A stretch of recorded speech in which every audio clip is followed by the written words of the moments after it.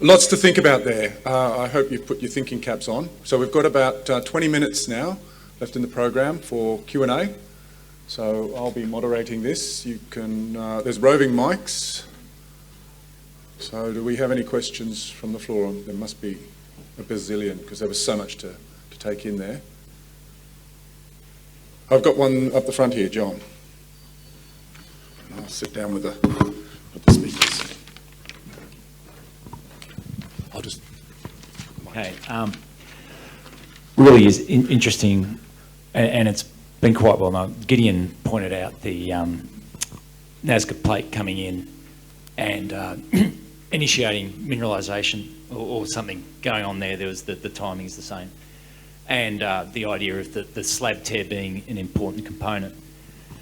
And if we look then at Ross's model with the indenter coming in at the same time, so I guess, Ross, to you, do you see a similar opportunity there with mineralisation sort of coming in at that time, and even maybe a slab tear rather than just bending like goop? You know, is there some tearing involved? I think there is some tearing involved, but I think it happened late.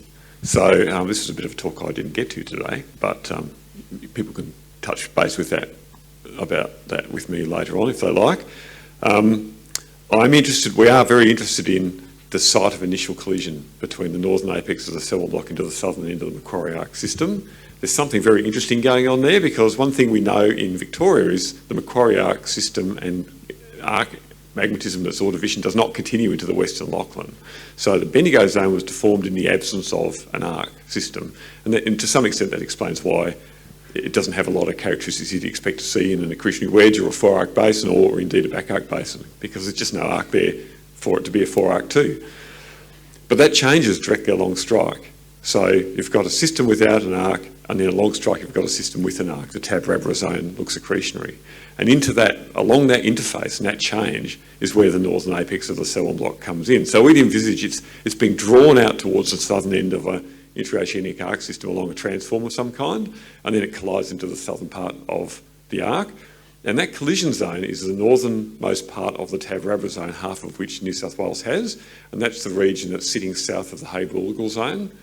Now, I think this is part of, in Victoria, this is part of our MinEx study area. So we're interested in trying to study this, understand what mineralisation potential it might have. It may be that the New South Wales part is actually even better. It's completely unexplored and all hidden under cover. So I think it's certainly worth investigating. Thank you. We've got a question here in the front there, Lindsay.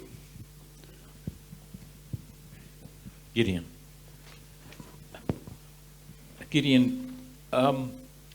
it's my understanding that when seismic was done over the Peel Faults system, which is in the New England origin, it's a east-dipping structure, and I wonder why.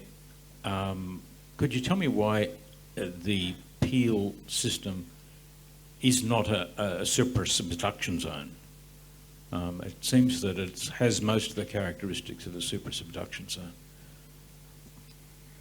Yeah, I'm not sure. I mean, it's a relatively steeply dipping structure. And it seems, from what I saw and what I know about the kinematics, it has a long history of reactivation. So what we see in different places is just part of the story. And for the latest part of the New England story, it is a suprasubduction. It obviously is sitting in a suprasubduction system. But the fact that the ultramafic rocks are predominantly coinciding with the fault zone, and the Gamilaroi terrains with the early Devonian and the Silurian, even Ordovician and Cambrian rocks are kind of juxtaposed next to the Peel Fault. That, to me, that tells me that it's prior to the suprasubduction story that we see in the late Devonian Carboniferous, it must have been some sort of plate boundary. It has blue schist and eclogites, remnants of phyolitic material. Some of those ultramafic rocks have the whole context of an ophiolitic complex. So there are gabbros, there are plagiogranites. So yes, so I think that there's an earlier history of the New England that must be linked to the Lachlan origin. So part of the Lachlan history is preserved within the Peel Fault. Thanks, Gideon. Do we have any more? Yes, we've got one sort of in the middle.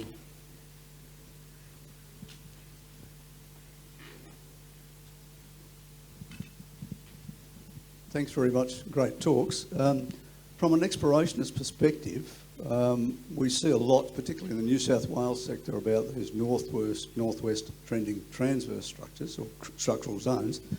Do you believe they exist? And if they do, what are they? And how do they survive over a huge length of time in areas where these orocline exist and where the whole arc is being bent? How do these structures remain? And who's the question to? All of them? All of you. All right, let's start with you, Ross.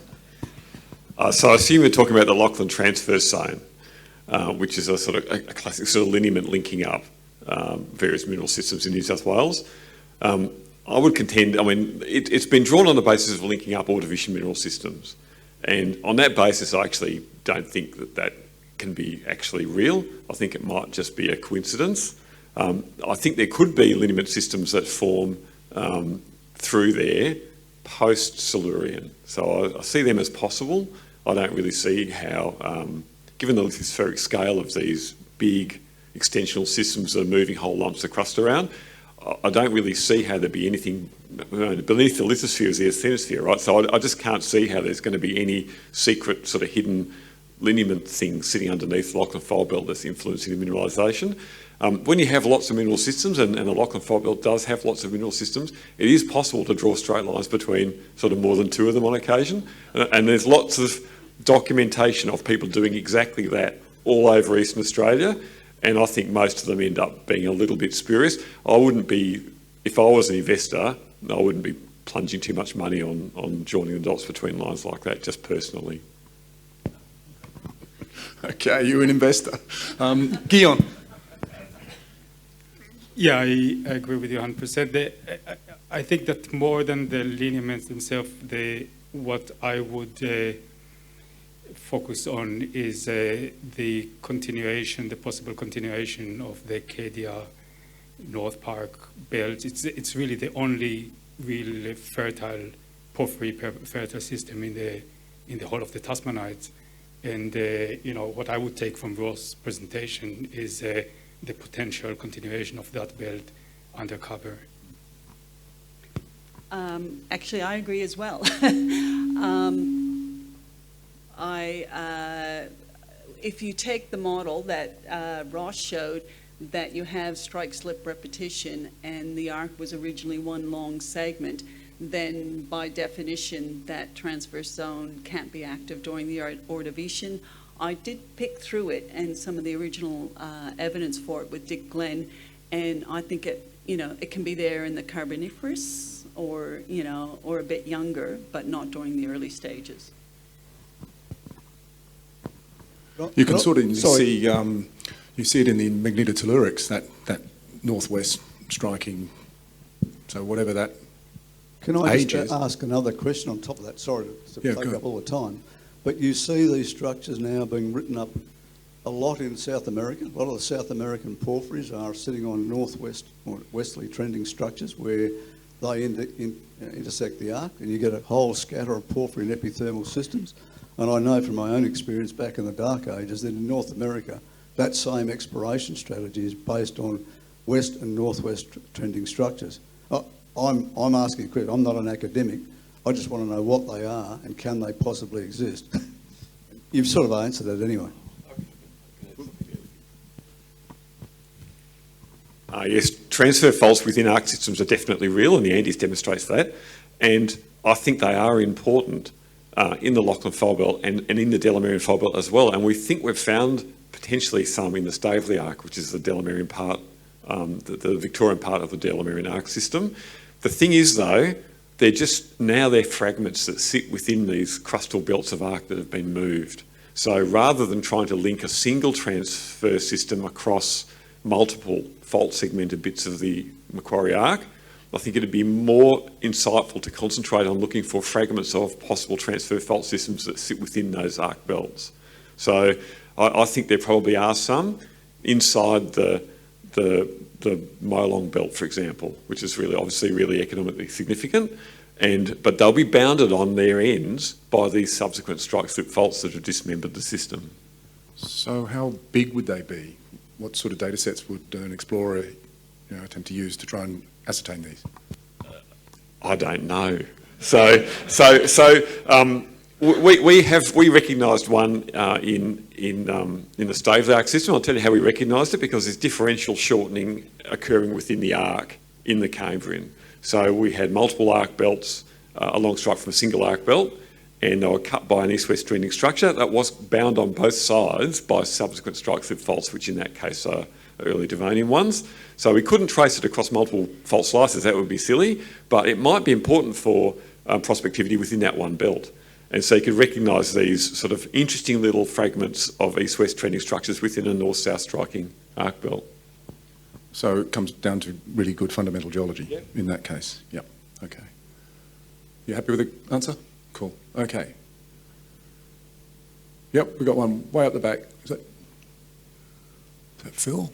Phil Gilmore? I've got new glasses, but they're not bloody good. Just had a question. There's evidence and theories coming through that the Macquarie Arc's built on Cambrian arc material, andesitic material. And so you've got that arc developed there in the Ordovician, and then we see really good endowment, obviously, in the Macquarie Arc compared to, say, NEO, as Gideon said. But then we also get all the remelting and the extension magmatic activity through the Siluro Devonian. So is it really the fact that the Macquarie Arc's built on Cambrian arc that's giving us such good endowment compared to other parts of the Tasmanides? And this question is to whom? Whoever would like to answer. Who wants a crack? Who's a... I'll just kick off by saying, in Victoria, we're not surprised to see that it's a possibility that New South Wales now thinks the Macquarie Arc's sitting on Cambrian arc material. And the reason we're not surprised is because we've got fault slices of this ocean crust, which includes intra-oceanic island arc material exposed at Heathcote and at Howcra and at Dookie, conformably sitting underneath the Ordovician turbidite pile.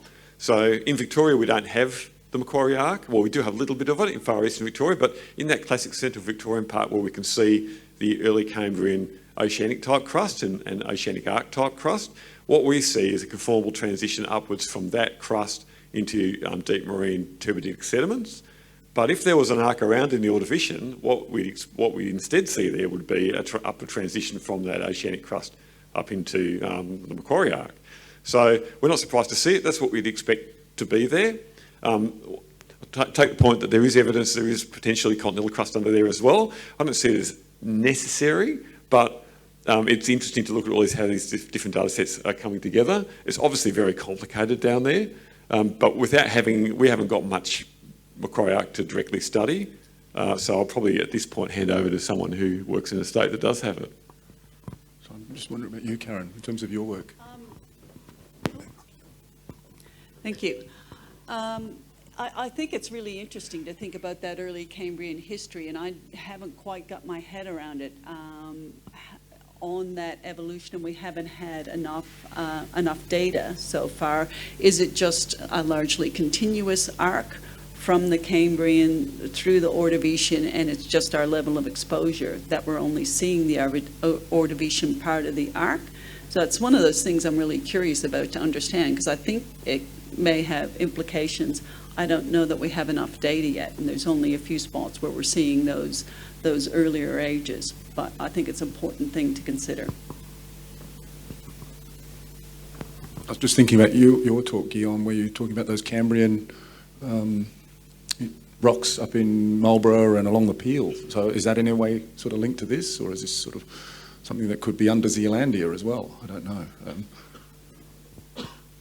Yeah, I mean, we don't know yet. We think that from the data that we start getting in Camilla Roy, for example, that it could be, the same kind of characteristics like in the Macquarie Arc. So my hypothesis would be that it is the continuation of that subduction zone. Farther north in Queensland, yeah, hard to tell. We have very little amount of data, and we just started the project recently. Possibly the kind of leftovers of the Macquarie, of the Lachlan orogeny, as I said before. Yeah. I have a question up here, sort of 3/4 way to the front. No. Because people at the back won't hear you. This will be the last question. I'm sure we're all chomping at a bit for tea. Yeah, just following on from Phil's question, my question's for Gideon and Karen. Firstly, Gideon, it's great to see you doing something with those zircon ages. I appreciate it. My question is, if we tack Zealandia back onto the east coast of Australia, it seems like there's a bit of a space problem for the first slide that you presented, Gideon, in terms of directly comparing the New England to the modern day Andes. So if we unattenuate Zealandia, is it still possible to have that arc sitting immediately off the coast, as you showed in your model, Karen? Yeah, I think the largest components of the Zealandia is younger. So if you take components from northern Zealandia, anything in New Caledonia is much younger. There's only a small component in New Zealand that is Delamerian and Lachlan in age. Yeah, I agree with you. The actual kind of reconstruction snapshot probably is inaccurate. You need somehow to host some of New Zealand and an offshore Zealandia in there, but it cannot make a huge difference, I think. And I mean, the fact is that you look at the rocks in New England, and you know that you must be at the continental margin simply from the geological context, right? So, I mean, you have an accretionary complex, you have arc, so you can't be very, very far from the continental margin. Thank you. Yes, I didn't want to get into any details, but I agree. We clearly see we have an active margin along what we currently have preserved of the Australian margin through to the Hunter Bowen orogeny. So I agree with all of what Gideon presented. It's just after the Hunter Bowen, we don't have, so Zealandia can be there, but be a separate block that's still sitting offshore, I think, until the Hunter Bowen. And if you go back to Beavers, I think he had Lord Howe Rise colliding during the Hunter Bowen. And then you've got like the western province of Zealandia attached to the margin. But earlier than that, I think that's all consistent. I think we'll call it to a close there.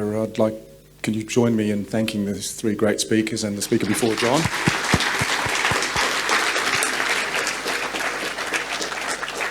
I'd like to present speaker gifts